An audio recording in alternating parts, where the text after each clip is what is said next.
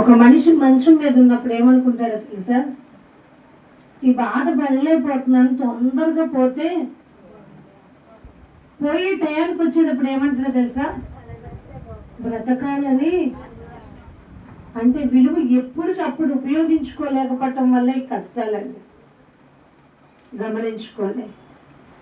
మరణపు నీడలో నిలచిన మానవా శరణమని శ్రీ యేసుని వేడవా.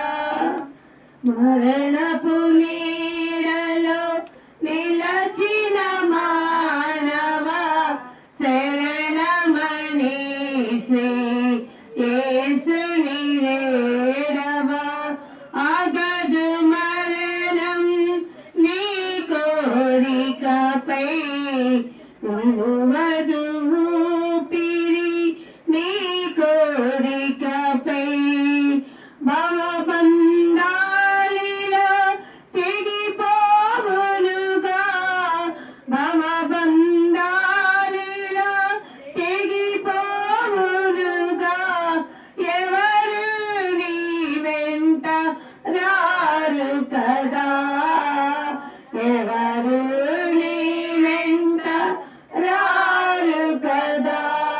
మరణపు నీడలో నిలచిన మానవ శరణమని శ్రీ యేసుని చేరవా. వచ్చేసి అందరం కూర్చుందాం. పోయేటప్పుడు మనతో ఎవరో రారండి. ఇప్పుడు మాత్రం మా బంధువులు మా వాళ్ళు. ఆలోచించారా?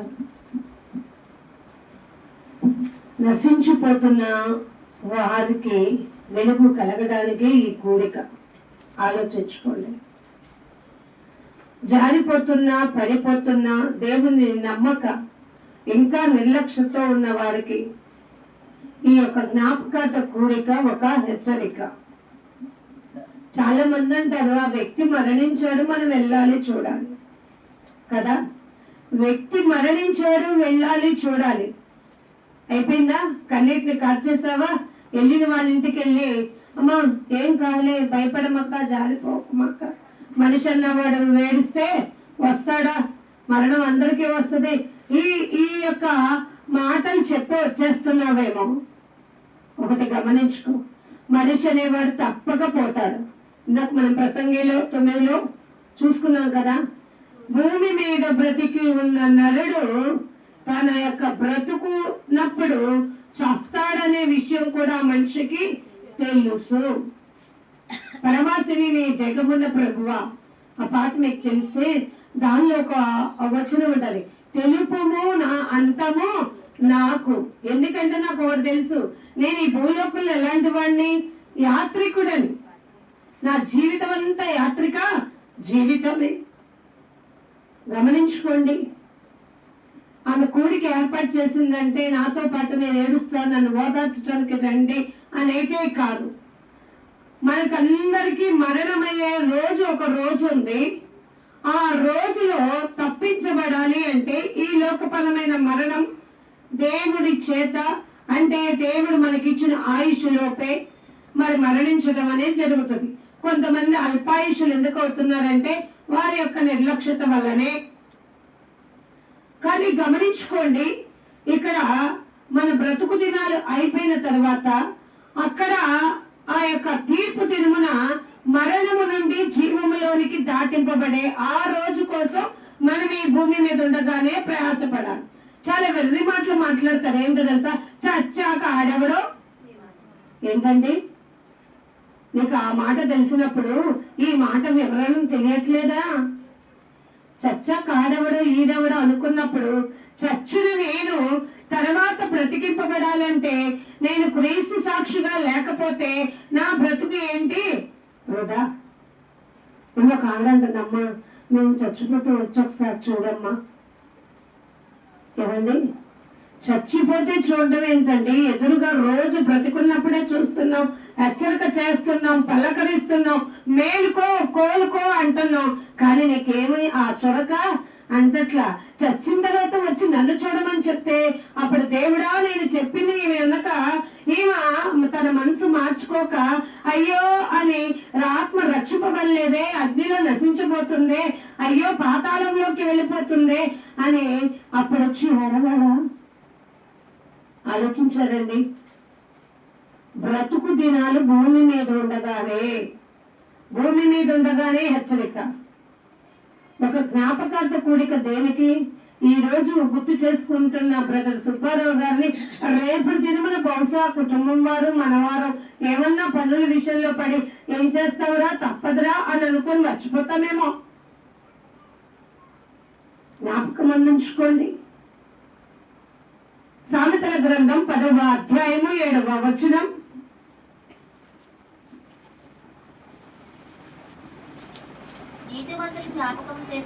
నీతిమంతుని జ్ఞాపకము చేసుకునుట చాలండి.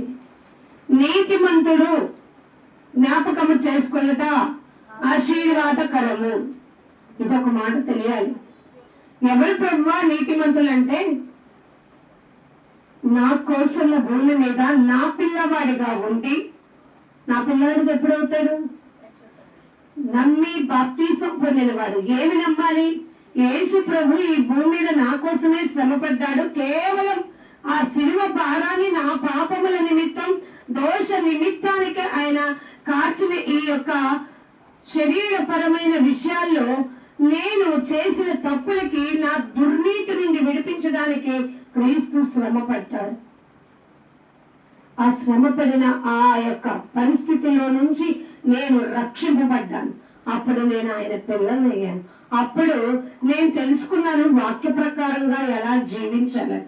తెలుసుకున్న నేను నీతిని, యథార్థతని అనుసరించి నేను నడుచుకోగలిగినప్పుడు నా యొక్క యథార్థత, నా ప్రయాస, దేవుని పట్ల నేను కలిగిన నమ్మకం, దేవుని కొరకు నేను నిరీక్షిస్తున్న నిరీక్షణ, దేవుని కొరకు పడుతున్న ఓర్పు, సహనం, ప్రేమ, ఇవన్నీ కూడా దేవుడు ఒకదాని పట్ల ఒకటి కౌంట్లోకి తీసుకొచ్చి వీటన్నిట్లో నువ్వు ఎలా ఉన్నావు చెక్ చేసి, అర్థమైందండి, ఓకే నువ్వు నా యొక్క బిడ్డగా ఎన్నికయ్యావని అప్పుడు తీసుకెళ్ళి నన్ను ఆ మరణంలో నుండి జీవనంలోకి ఏం చేస్తాడు తెలుసా? ఏమీ లేకుండా రక్షణ పొందంగానే నేను రక్షణ తీసేసుకున్నా వెళ్ళిపోతున్న పరలోక రాజ్యం అంటే వృధా. రక్షణ పొందటం ఒక వంతు అయితే, రక్షణ పొందిన తర్వాత క్రీస్తు సాక్షిగా నువ్వు జీవించడమే ముఖ్య ఘట్టం. చాలా మంది దీనికి భయపడి బాప్తిసాలు భయపడిపోతున్నారు. అంటే మన లోకంలోనే మన బ్రతుకు తెరువు ముగించేద్దామా? నీకు ఒక విషయం తెలుసా? ఒక దినములోనే, ఒక నిమిషంలోనే పుత్ర శోకాలు వస్తాయి కుటుంబాలలో. ఒక దినములోనే, ఒక నిమిషంలోనే కుటుంబంలో ఎవరు పోతారో తెలియని ప్రమాదకరమైన పరిస్థితికరమైన ఎదుర్కోవాల్సిన పరిస్థితులు ఆ రోజులు అతి సమీపంలో ఉన్నాయి. యెషయా గ్రంథం 47వ అధ్యాయం 8వ వచనంలో జాగ్రత్త పడరా. కాబట్టి సుఖాశక్తి గలవారువై నిర్భయముగా నివసించుచు నేనున్నాను, నేను తప్ప మరి ఎవరునూ లేడు, నేను విధవరాలనై కూర్చుండినను, పుత్ర శోకము నేను చూడనని అనుకొనుచున్నదానా, ఈ మాట విను.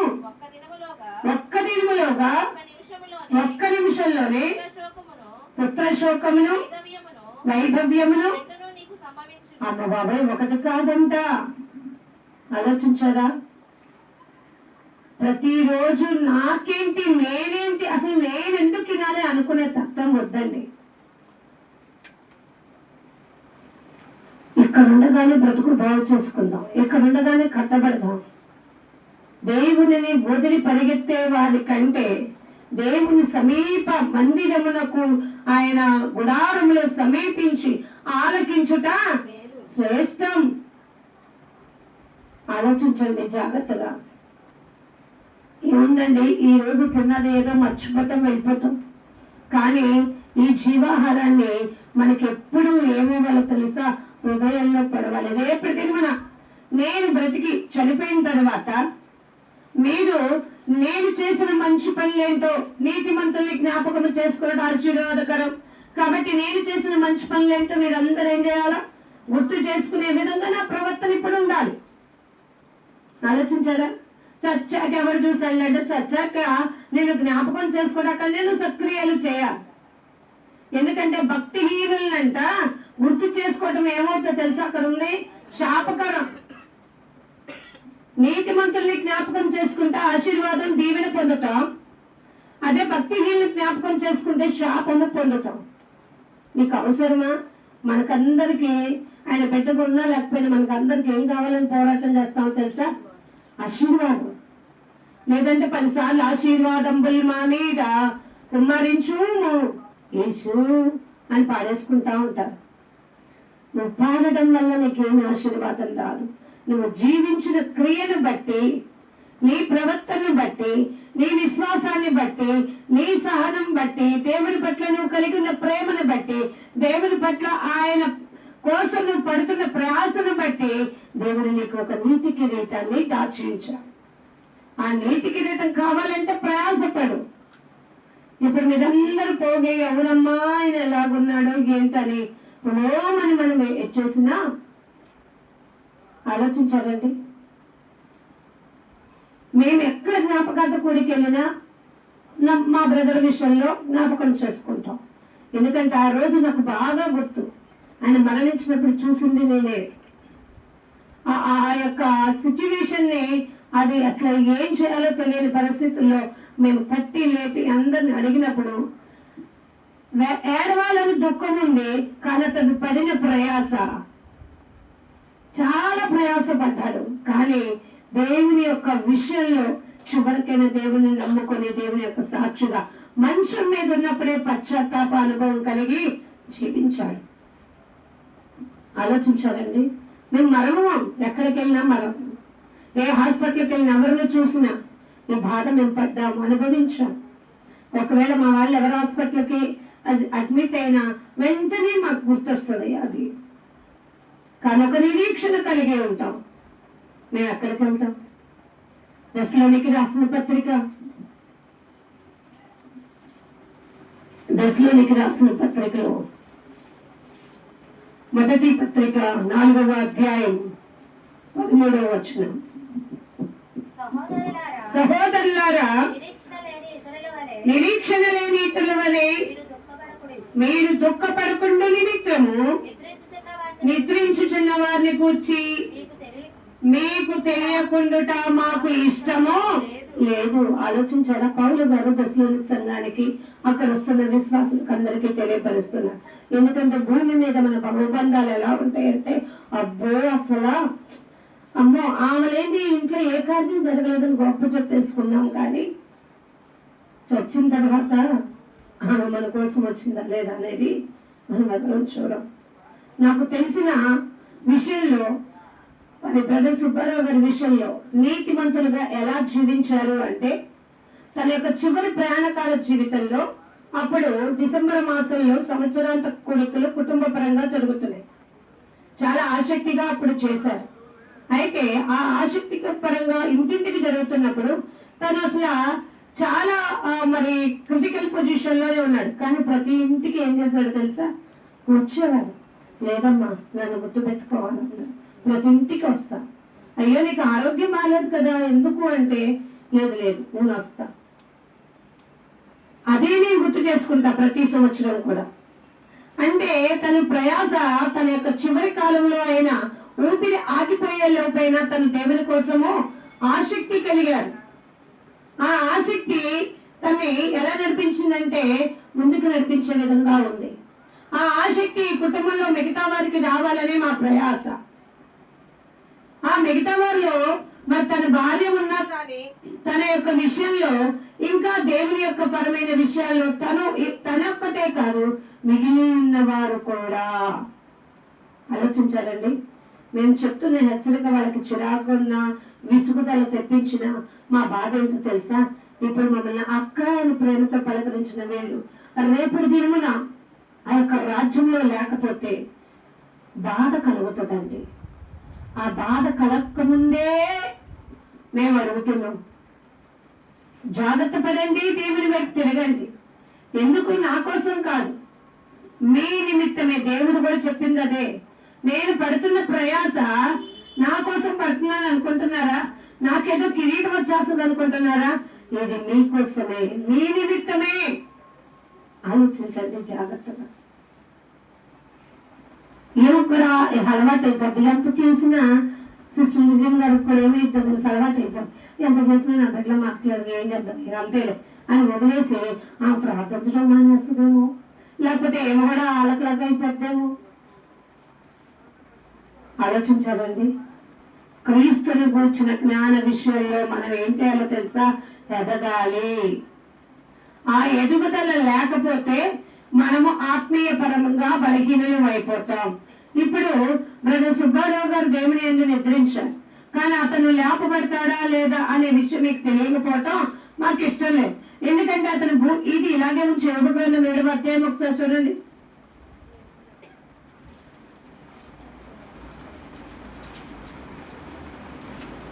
యోగ గ్రంథం 7వ అధ్యాయంలో చాలా మంది ఏమంటారు తెలుసా? ఆయనది ఈరోజు మరణించిన దినం కాబట్టి ఆయన ఆత్మ ఎక్కడే తిరుగుతూ ఉంటది. ఆయన ఆత్మ ఎక్కడికి వచ్చింది, అదిగో ఆయనతో మాట్లాడుతుంది, అదిగో ఆయనకి ఇది అంటే ఇష్టం, అందుకనే అగో ఆ ఫోటో పెట్టి ఆ ఫోటో దగ్గర పెట్టామంటారు. వాళ్ళ మూర్ఖత్వానికి ఏమనాలో మాకు అర్థం కాదండి. ఎందుకంటే 7వ అధ్యాయంలో మీ 9వ వచనం చూడండి ఒకసారి. మేఘము విడిపోయి అదృశ్యమగునట్లు పాతాళమునకు దిగిపోయిన వాడు అర్థమైందండి. తిరిగొస్తాడా? అసలైన అవ్వలేదు ఇక్కడ, తెలియాలి. పాతాళమునకు దిగిపోయిన వాడు మరలా చెప్పండి గట్టిగా. మీ ఇంట్లో అందరూ మరణ దినాలు చూసిన వాళ్ళే ఉంటారు, బంధువుల్లోనే చుట్టుపక్కల ఒక్కడ ఒక చోట చూసే ఉంటారు. చనిపోయినాడు తిరిగి వస్తాడా? అగోగో ఆ ఇంట్లో చనిపోయినాడు మా ఇంటి చుట్టూ తిరుగుతున్నాడు అంటావా? ఇంకోసారి ఆలోచించండి. బుద్ధి లేని మాటలు మాట్లాడద్దు. దేవుని గురించిన వాక్య జ్ఞానం లేకుండా మాట్లాడద్దు. ఏంటంటే ఒక వ్యక్తి మరణించిన తర్వాత ఆ వ్యక్తితో మనం ప్రేమానుబంధం కలిగి ఉంటాం కాబట్టి ఆ మరణించిన జన్మను మనం ఎమోషనల్ గా ఫీల్ అవుతాం కాబట్టి అదే జ్ఞాపకం మనల్ని పద్దాక వెంటాడుతుంది. కాబట్టి ఏమంటుంది సార్, అదిగో నేను అటెంప్ట్ ఇటు వచ్చాడు, ఇటు అటు వచ్చాడు, అదిగో నాకేదో తలుపు తట్టినట్టుంది, నా ఈపు తట్టినట్టుంది అనకండి పిచ్చి మాటలు. క్రీస్తుని గూర్చిన అనుభవ జ్ఞాన విషయంలో ఎదుగుదాం. ఒక్కసారి వెళ్ళిపోయిన వాళ్ళు మళ్ళా తిరిగి రారు. ఆలోచించారా? ఆయన ఏం చేస్తాడంటే నిద్రిస్తున్నారు ప్రజెంట్ స్టేజ్ లో. ఎందుకంటే అందరికీ ఒక టైం వస్తుంది, ఆ టైంలో లేపబడే ఆత్మలలో అతను ఉండడం కోసం ఇప్పుడు అంతా రెస్టింగ్ లో ఉన్నారు. కొంతమంది అంటారు మరణించిన వారి దగ్గరికి వెళ్ళి చూసినప్పుడు అచ్చు నిద్రపోతున్నట్టే ఉంది. ఆలోచించావా? నీకు తెలిసి మాట్లాడుతున్నావు, తెలియక మాట్లాడుతున్నావు, కానీ తెలియదు కానీ నిద్రిస్తున్నాడు. మరి ఆలోచించారా? ఆ నిద్ర నువ్వనుకునే నిద్ర కాదు. విడవబడిన ఆత్మ ఒకానొక రోజున లేపబడే వరకు కూడా ఆ ఆత్మ నిద్రించున్న వారి గురించి మీకు తెలియకుండుట. అర్థమైందండి? ఇష్టం లేదు. ఆలోచించుకోండి, జాగ్రత్త పడండి. పాతాళంలో ఒక చోటకి వెళ్ళిపోయిన ఆత్మ మళ్ళా తిరిగి రాదండి.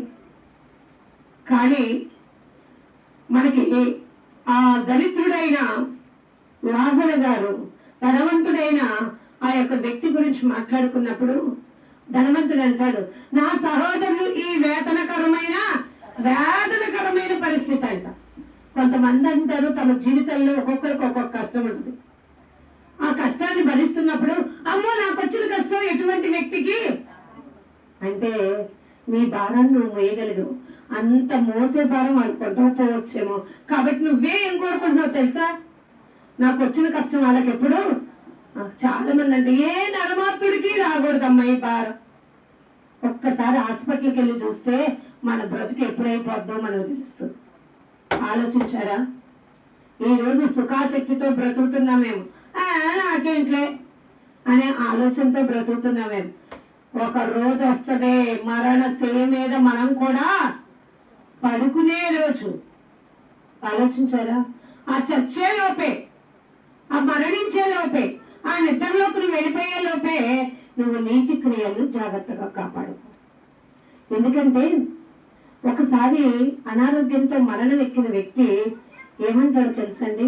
నేను ఎప్పుడు తాళలేకపోతున్నాను, నా దినములు అయిపోతే బాగుండు. యోబు గారు కూడా అలాగే అనుకున్నారట. చూడండి 7వ అధ్యాయం 5వ వచనంలో 4 నుంచి చదివేద్దాం. మీరు ఇంకా దానిలో చూస్తే నేను ఆశ లేకుండానే, అసలు బతకాలని ఆశ లేకుండానే నేను ప్రతి నెలని చూడవలసి వచ్చింది. ఆ యొక్క ఆయాసంతో కూడిన రాత్రులు నాకు అర్థమైందండి. ఒక ఆపరేషన్ చేసిన వ్యక్తికి ఆ రోజు ఎనస్థీషియా ఇచ్చిన ఆ రోజు పడుకున్న నెక్స్ట్ డేకి ఆ నొప్పి తగ్గినప్పుడు ఆ వ్యక్తి ఏమంటారు తెలుసా? మత్తు వదిలేక అమ్మ బాబోయ్ ఏమంటారు? నొప్పి కదండి. ఆ బాధ తెలుసండి నాకు. ఏమంటారు తెలుసా? నొప్పిని భరించలేదు, తట్టుకోలేకపోయామంట.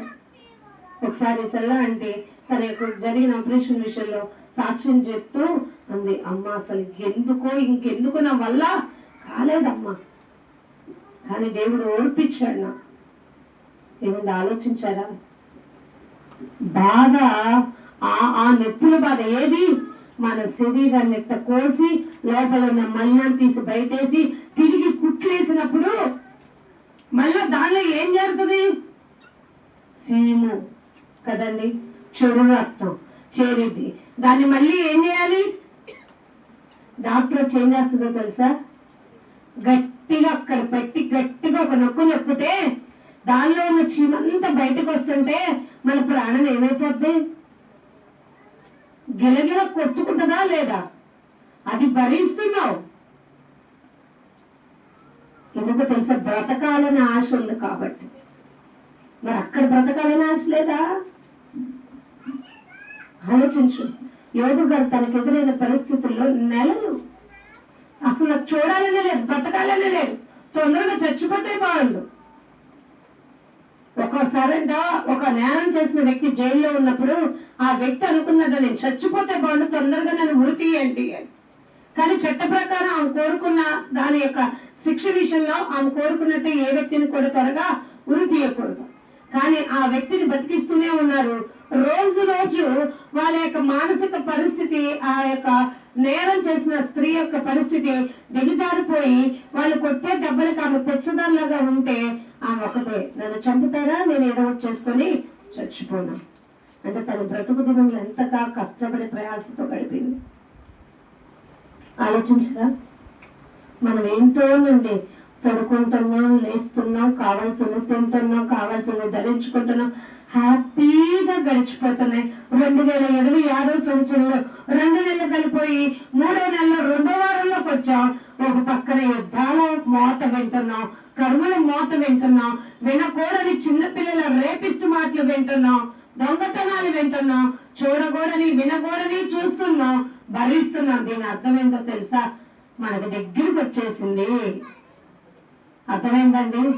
దగ్గరికి వచ్చేసింది సమయం. ఇకనైనా మనం ఏం చేయాలో తెలుసా? మేల్కోవాలి ఇకనైనా. ఎందుకంటే సూర్యోదయం అయిన తర్వాత ఉంటామో లేదో తెలియని పరిస్థితి.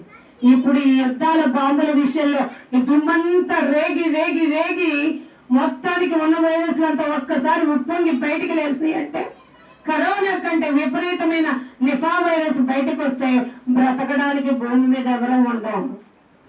ఎందుకు మరి అంత నిర్లక్ష్యంతో బాప్తిసానికి వెనకాట? కొంతమంది కదా చిరాకు వస్తుందంట.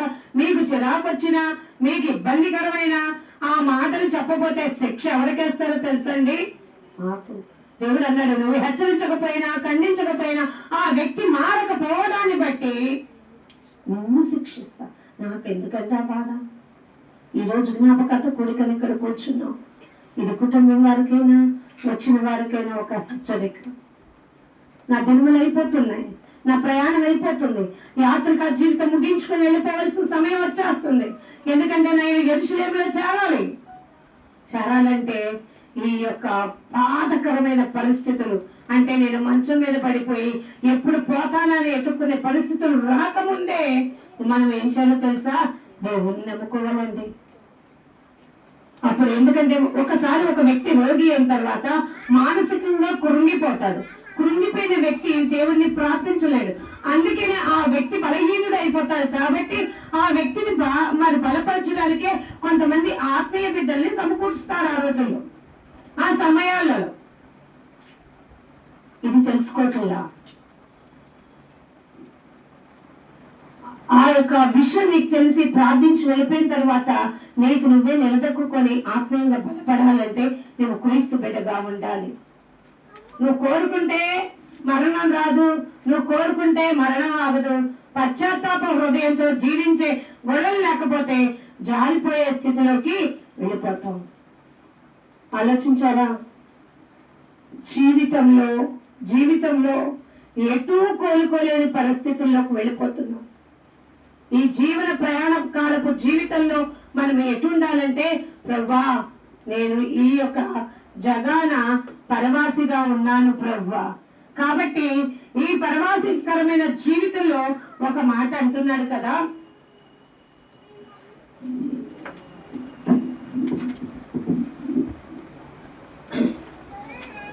11వ వచనంలో, నేను నోరు మూసుకున్నా కూడా నా ఆత్మ ఏమవుతుందంట?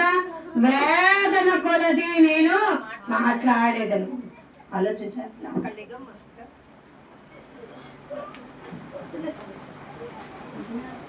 ఆత్మ ఏమైందంట? వేదన కొలదిగా మాట్లాడుతుందట. ఏమంటుందో తెలుసా? మంచాన్ని పడినప్పుడు ఎప్పుడైనా ఆలోచించావా? ఎప్పుడైనా మొరపెట్టుకోవచ్చు కదా దేవునికి. ఎందుకంటే ఆయన మరణం మీద ఇదే ప్లేస్ లో ఇక్కడ మంచం వేస్తున్నారు, నేను వచ్చి ఉన్నాను. అసలు అమ్మాయి ఇంకా పరిస్థితి లేదమ్మా, చాలా మంచినీళ్ళు కూడా మింగట్లేదమ్మా, వచ్చేస్తున్నాయి అంటే చివరి క్షణాల్లో ఉన్నారని తెలిసింది. వచ్చాం. ఇంకా ఎలా ఉన్నారు?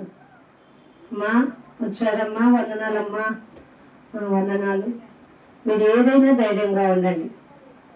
ధైర్యమే మిమ్మల్ని మనం ఎవ్వరం ఏం చేయలేము, నేనేమి చేయలేను. కానీ నేను చివరిగా నీ కోసం ఒక ప్రార్థనే చేయగలను. చెయ్యమ్మ కావాలి. చేసాం, తెలుసు, వెళ్ళిపోయాం. కానీ నేను వెళ్ళిపోయిన తర్వాత తాను ఏం చేసుకోవాలి? ఆలోచించుకోవాలి. ఆత్మ వేదన పడుతుందంటండి. మీరు జాగ్రత్త పడండి. ఎందుకంటే ఆత్మ అల్లాడిపోతుందండి. మీకు ఆత్మ అంటే ఏంటో తెలియట్లేదేమో. దేవుడు మన నాసికా రంధ్రాలలో జీవాత్మను ఊదాడు. అప్పుడే మన నరుడు మాట్లాడగలిగాడు, చలించగలిగాడు, పరిగెత్తగలిగాడు, ప్రతిదీ చేయగలిగాడు. అది దేవుడిచ్చింది. ఆ దేవుడిచ్చింది తిరిగి దేవుని దగ్గరికి వెళ్ళేటప్పుడు ఇదిగో దేవుని నమ్ముకోలేదు అని అల్లాడిపోయే స్థితిలోకి వెళ్ళకముందే, ఈ శరీరం అనే తొడుగు మనకు ఉండగానే, మనసు మీదకు వెళ్ళకముందే మనమందరము బ్రదర్ సుబ్బారావు గారి పరిస్థితి చూసిందే. మనము ఆ యొక్క నిద్రించిన వ్యక్తిని గురించి మనకు తెలియకుండా ఇష్టం లేదు. చూడండి ఇప్పుడు, ఎందుకంటే నేను కూడా దేవుని యొక్క బిడ్డగా, ఆయన సాక్షిగా నేను జీవించగలిగినట్లయితే, ఆ దశలోనికి రాసిన పత్రికలోని 4వ అధ్యాయం 14వ వచనం, యేసు మృతి పొంది తిరిగి లేచినని. అర్థమైందండి? మీలో ఎంతమందికి యేసు ప్రభు వారు మృతి పొందంటే చనిపోయి తిరిగి లేచాడని మీలో ఎంతమందికి తెలుసో దయచేసి మీ చేతులు ఎత్తుతారా?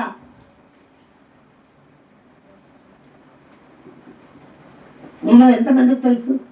తెలుసుకున్న మీకందరికీ ధన్యవాదాలు. మీకు తెలుసుకుంటే యేసు ప్రభు ఎలా అయితే చనిపోయి తిరిగి లేచాడో, ఒక పునరుద్ధాన దినము అనేది దేవుడు ఆ యేసు ప్రభు వారు పొందుకున్నారో, యేసే మార్గం, సత్యం, జీవం అని ఆయనను వెంబడించి ఆయన నమ్ముకున్న బిడ్డలు కూడా ఒకానొక దినమున ఇప్పుడు మీరు మరణించినను తిరిగి లెగుస్తారు. దేవునికి స్తోత్రం చెప్పాలనిపిస్తుందా? ఆలోచించుకోండి, మిమ్మల్ని మీరు ఉత్తేజపరచుకోండి. ప్రభా నేను ఒకానొక దినమున లేపుతాను. ఆ యొక్క లిస్ట్ లో నన్ను ఉంచినందుకు, నా పేరు ఆ జీవ గ్రంథంలో రాచినందుకు నీకు ధన్యవాదాలయ్యా. ఆలోచించారండి. క్రీస్తు సాక్షిగా ఉంటే మనం లేపబడతాం, లేకపోతే ఆ పాతాళంలో వేదనకరమైన పరిస్థితిలో ఉండాల్సిందే. ఇప్పుడు ఈ బ్రదర్ దేవుని నమ్ముకున్నారు, చివరి దినాల్లో తన పాప క్షమాపణ నిమిత్తం పశ్చాత్తాపడ్డారు, నమ్మారు, బాప్తిసం పొందారు, ఆయన కూడా విశ్వసించారు. అప్పుడు నిద్రించిన ఈ వ్యక్తి యేసు మృతి పొందాడని మరి ఆయనని నిద్రించిన వారు దేవుడట ఆయనతో కూడా వెంట పెట్టుకొని, అర్థమైందండి, ఆయనను వెంబడించు వారు కూడా ఆయన వెంట నడిచి వెళ్తారు. అదే కాదు, మేము ప్రభువు మాటను బట్టి మేము మీకు చెప్తున్న విషయం ఏంటంటే, మా ప్రియమైన సహోదరులారా, ప్రభు రాకడ వరకు కూడా సజీవులమై నిలిచి ఉంటూ మనము నిద్రించిన వారి కంటే ముందుగా ఆయన సన్నిధి, అంటే ఒకవేళ ప్రభు రాకడ వచ్చేసింది, వాళ్ళ ఆయుష్ అయిపోయింది, వాళ్ళు వెళ్ళిపోయారు, వాళ్ళు మరి నిద్ర సమయంలో ఉన్నారు. భూమి మీద ఉన్న మాకేంటంటే మనం చాలు, కానీ మనకు ఒక స్పెషల్ ఉంది. ఏంటో తెలుసా స్పెషల్? ఆర్భాటం. ఇప్పుడు చాలా మంది, నేను ఎవరైనా ఊరేగింపు మరణించిన వ్యక్తిని ఆ శవపేటకు మీద తీసుకెళ్తుంటే ఏం చేస్తున్నారు? ఇదేమానందం, బాంబులు, టపాసులు, కొన్ని పూలతో అలంకరించుకో, ఓకే, దేవుని పాటలు పెట్టి తీసుకెళ్తే అది ఆనందం. ఎందుకంటే ఆర్భాటం. ఆలోచించారండి.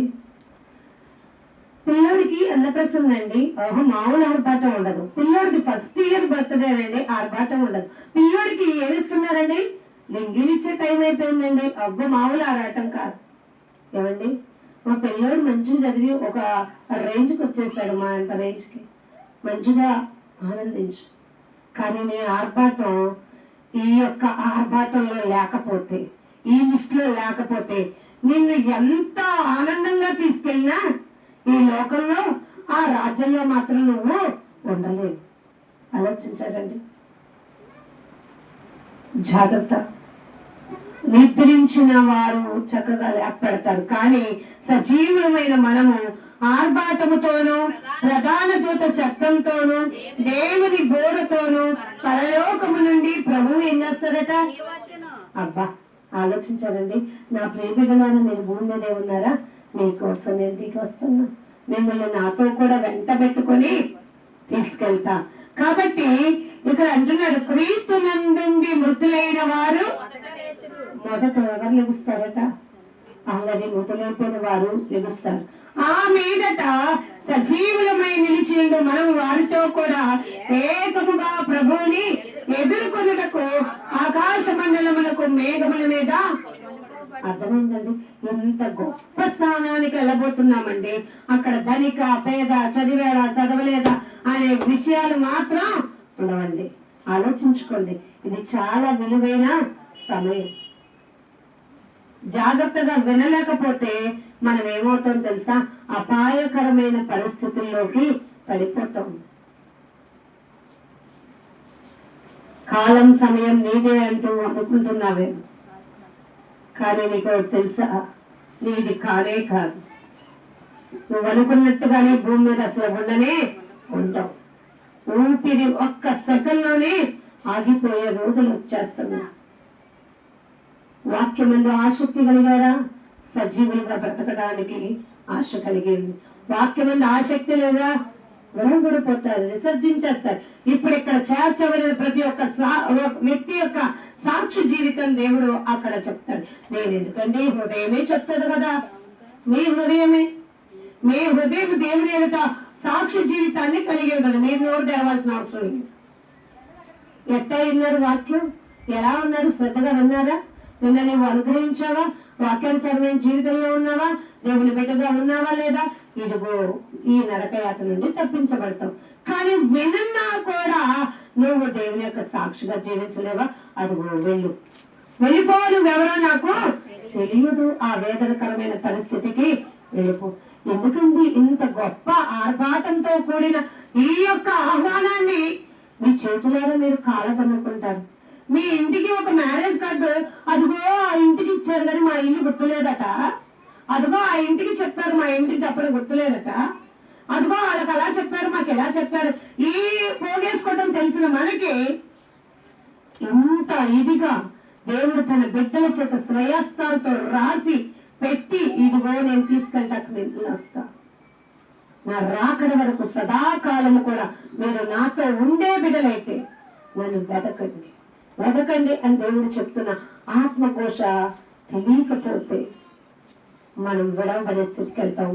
బహు వేదన ఇక్కడ అనుభవించిన దానికంటే కూడా 1000 రెట్లు అక్కడ అనుభవిస్తాం. ఇప్పుడు దేవుని కోసం ప్రయాసపడే పోరాడే జీవితం పరలోక రాజ్యంలో సజీవులుగా ఉండి నువ్వేమనుకుంటావు తెలుసా? ఆ బాధలతో దేవుని యొక్క సన్నిధిలో చేరబడిన తర్వాత దేవుడిచ్చే ఆ బహుమానం కోసం ప్రయాసపడ్డాను, నాకు పరలోకంలో పౌరస్థితిని కాపాడుకున్నాను, దేవుడు నాకు నీటి కిరీటం ఇచ్చాడు. కాబట్టి ఆ నీటి కిరీటం పౌలు గారు ఎలా చెప్పగలిగారు? అది నాకే కాదు, ఆయన ఎందుకు నమ్మిక కలిగి నమ్మకంతో అనుసరించిన మీకు అందరికీ కూడా ఆ కిరీటం దేవుడు ఇస్తాడు, దేవుడు పక్షపాతి కాదు అని చెప్పి వెళ్ళాడు. కాబట్టి దాన్ని పొందుకోవటానికి ఈ యొక్క జ్ఞాపకార్థ కూడిక ఒక హెచ్చరిక. మరణాన్ని చూడడానికి వెళ్ళినప్పుడు నీ సమయం గతించిపోతుందని ఒక హెచ్చరిక. చూసి ఏడ్చి కార్చి అయ్యో ఇలా అయిందంట అలా అయిందంట చెప్పుకుంటున్నామేం, రేపొద్దున నా పరిస్థితి ఏంటి ఆలోచించారండి. బైక్ యాక్సిడెంట్ అయి చనిపోతున్నారు, అప్పుడు దాకా బాగుండి గుండె హార్ట్ ప్రాబ్లంతో చనిపోతున్నారు, బ్లడ్ క్లాట్ అయింది, మైండ్ పనిచేయట్లేదని బ్రతుకుతున్నారు. ఈ మరణ ఈ అనారోగ్య పరిస్థితుల్లో ఏంటంటే అమ్మో ఏముందిలే డబ్బులు పోతాం పెరిగేస్తారు అనుకుంటున్నారా? ఎంత లక్షల ఖర్చు పెట్టినా మనం ఆగమంటే ఈ బ్రతుకు ఆగదండి. ఆలోచించారా? ఎందుకంటే దేవుడు అంటాడు సమయాన్ని ఇచ్చాను ఉపయోగించుకోలేదు. బుద్ధిమంతులైతే ఇప్పటికైనా సిద్ధపడండి, అగ్నిలో నుండి లాగినట్టు మేము మీ ఆత్మను రక్షించుకోండి. మా కోసం అయితే అసలు కానే కాదు, మీకోసం మీ బ్రతుకు కోసం, మీ బ్రతుకు తెలుగు కోసం, మీ ఆ వేతనకరమైన పరిస్థితుల్లో పడకముందే జాగ్రత్త పడండి. ఈ మాటలు ఈ కుటుంబానికి హెచ్చరిక, ఇక్కడున్న ప్రతి ఒక్కరికి హెచ్చరిక.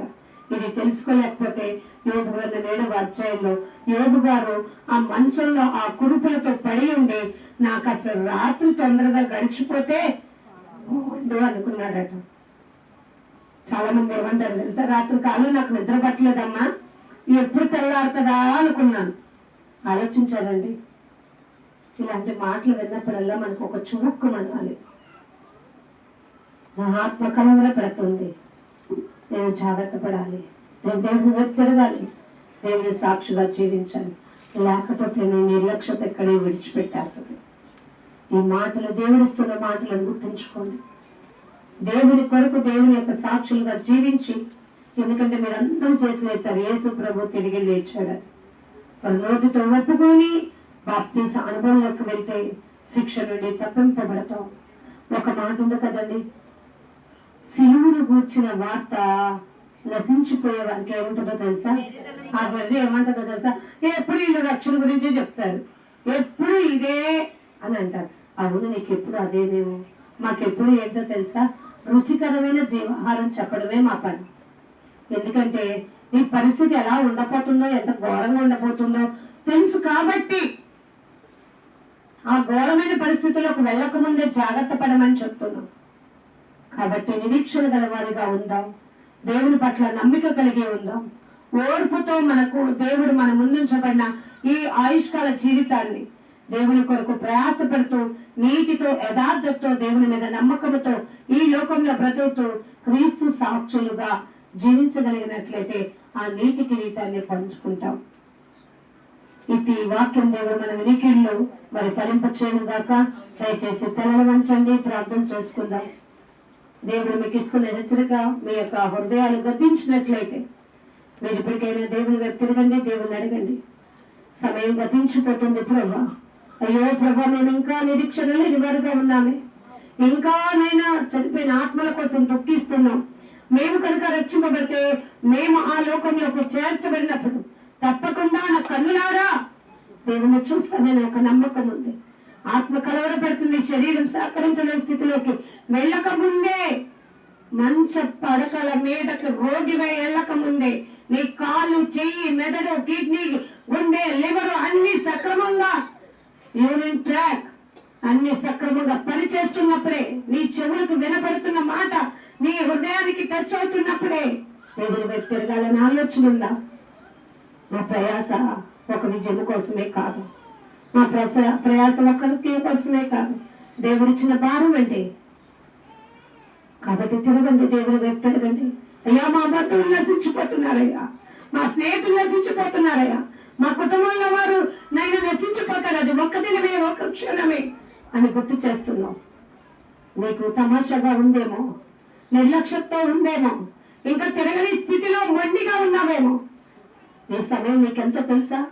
ఒక రోజేనేమో, ఒక గంటేనేమో, 2 రోజులేమో, ఎవరికి తెలుసు?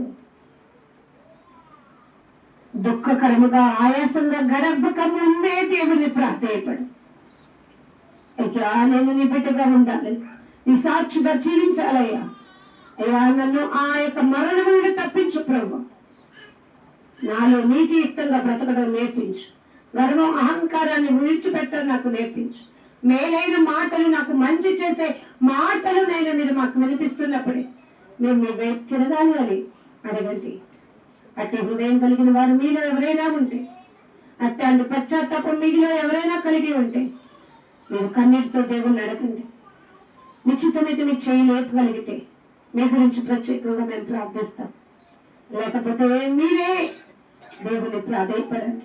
నాకు రక్షణ కావాలి అని నోరు తెరిచాడండి. నేను ఆ వేదనకరమైన పరిస్థితి రాకముందే ప్రభా ఈ వైపుకు నేను తిరగాలయ్యా అని అడగండి.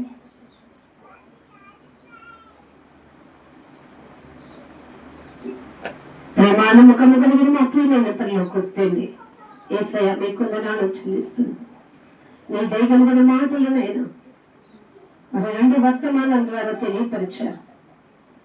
బ్రతికి ఉన్నాం, ప్రతి ఒక్కరికి తెలుసు తాము ఏదో ఒక రోజున చనిపోతామని. భూమి మీద జరుగుతున్న ప్రతిదీ వ్యర్థమే అని తెలుసు. కానీ భూమి మీద ధన సంపదల కోసం, బంధుమిత్రుల కోసం, గౌరవాల కోసం పరితపిస్తూ నేను ఆత్మీయపరమైన విషయాల్లో నైనా మాన్యత ఏర్పాటు చేసుకుంటూ నీకు దూరంగా జీవిస్తుంటే అన్నారు, భూమి మీద గుడారమైన శిథిలం అయిపోతుంది. కానీ దేవుని కోసము నిరీక్షణ కలిగిన బిడ్డగా ఉన్నప్పుడే లేపబడతాం.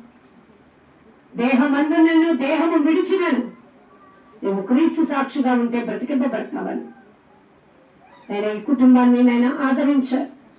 ఎప్పుడైతే సుబ్బారావు ప్రభు నిద్రించి ఉన్నారో, నేను ఈ కుటుంబానికి ఏది కొదువు కాకుండా ప్రతి కష్టంలోను, అక్కర్లోను, అనారోగ్య పరిస్థితుల్లోను, మానసిక పరిస్థితుల్లోను ప్రభు మీ చేయ లేకపోతే, మీ కృప లేకపోతే ఈ కుటుంబం ఇప్పటి వరకు ఉండేది కాదు ప్రభు.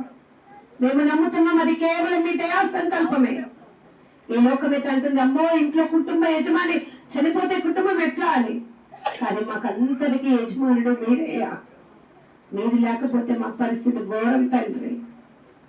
నేను ప్రభా మిగిలి ఉన్న భూమి మీద ఈ కుటుంబంలో మిగిలి ఉన్న సిస్టర్ విజయం గారి కోసం, పూజ కోసం, నేను వంశీ కోసం ప్రార్థిస్తున్నాం.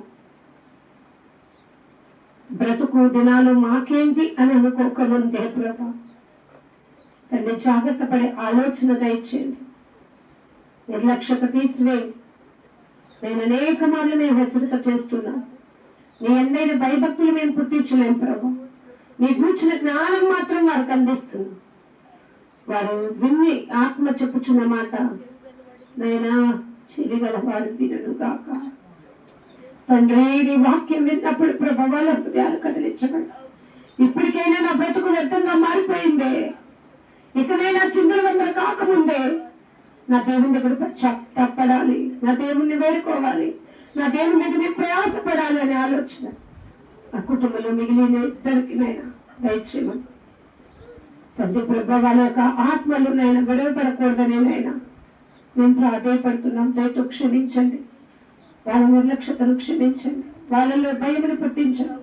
నేను నీ కృపను తోడించండి, నమ్మకాన్ని ఇవ్వండి ప్రభు. పరలోకంలో పౌరస్థితిని కాపాడుకోవటం వారికి తెలియపరచమని వేడుకుంటున్నాం. తన తండ్రి మీద ప్రేమ ఉండొచ్చు, దుఃఖించవచ్చు. నా తండ్రి అనేక విధాలుగా మాకు సహాయం చేశాడని, కానీ ప్రభా సహాయం కోసం నేను ఆయన తండ్రి పరమ తండ్రి చేసే సహాయాన్ని మర్చిపోతే వ్యర్థులమే ప్రభు, బలహీనులమే ప్రభు, గణహీనులమే. అటు స్థితికి వెళ్ళక ముందే నా కుటుంబంలో వారిని తిరగడానికి సహాయం తెచ్చు, తన నోటితో మిమ్మల్ని ఒప్పుకోవడానికి సహాయం తెచ్చు. అలాగే నేను చేరి వచ్చిన బంధుమిత్రులు, ఇరుగు పొరుగు వారు, విశ్వాసులు, వీళ్ళందరి నిమిత్తం ప్రార్థిస్తున్నాను. వీళ్ళలో ఇంకా ఎవరైనా నీ యొక్క రక్షణ అనుభవంలో లేకపోతే, ఇంకా నిర్లక్ష్యంతో ఉంటే దయతో క్షమించండి. ఇది మీరు వారికి ఇస్తున్న హెచ్చరిక అని ప్రభా తెలుసుకుని ఎక్కడైనా నీ వైపు తిరిగి ప్రభా నీ బిడ్డలుగా ఉండినట్లు వారికి పశ్చాత్తాప హృదయం కలిగి ఉంటే వారిని దర్శించండి. క్రీస్తుని వచ్చిన జ్ఞానం వల్ల ఉంటే ఆ భయమును పుట్టించండి. రక్షణ బాప్తిస్త అనుభవంలో ఎదిగి దేవుని గురించిన విశ్వాస జ్ఞాన విషయంలో నిరీక్షణ లేని వారుగా ఉంటే దయతో క్షమించండి. నేను ఒక ఆలోచన కలిగి నేను సదాకాలము క్రీస్తుతో కూడా ఉంటాననే నమ్మకంతో ఈ లోకంలో, ఈ లోక యాత్రలో ఒకసారి నవ్వు, ఒకసారి ఏడుపు వస్తున్నా కానీ చలించిపోతున్న మా బ్రతుకులు నేను నీ కోసం జీవించే భాగ్యంలో మేము ఉండడం మాకు నేర్పించును. ఈ మాటలు విత్తబడిన వాక్యం బిడ్డల యొక్క హృదయాలు నీరు కట్టి ఫలింపచేయమని ఈ కుటుంబానికి ఆదరణకరంగా, మేలుకరంగా సహాయం దయచేసి ఆదరించి బలపరచును. నాది ఆశీర్వదమైన దేవా మిమ్మల్ని కోరుకుంటూ బ్రతిమలాడుకుంటూ ఈ యొక్క మనవులన్నీ కూడా ఏస్తున్నామని అడిగి వేడుకొని పొందుకునే నామ తండ్రి, ఆమేన్. తండ్రి యొక్క ప్రేమ, కుమారుని యొక్క కృప, పరిశుద్ధాత్మని యొక్క అన్యోన్య సహవాసము, సమాధానం ఎవరైతే పశ్చాత్తాపడ్డారో వారికి, దేవుని ఎంత నిరీక్షణ కలిగిన వారికి, ఇంకా నిర్లక్ష్యంతో ఉన్న వారికి కూడా దేవుడు తన రాకడ పర్యంతం వరకు సమయమునిస్తూ ఆదుకొని బలపరిచి వాడుకొనును గాక. ఆమేన్. ఎందరికీ వందనాలు. దేవుడు మిమ్మల్ని దీవించును గాక.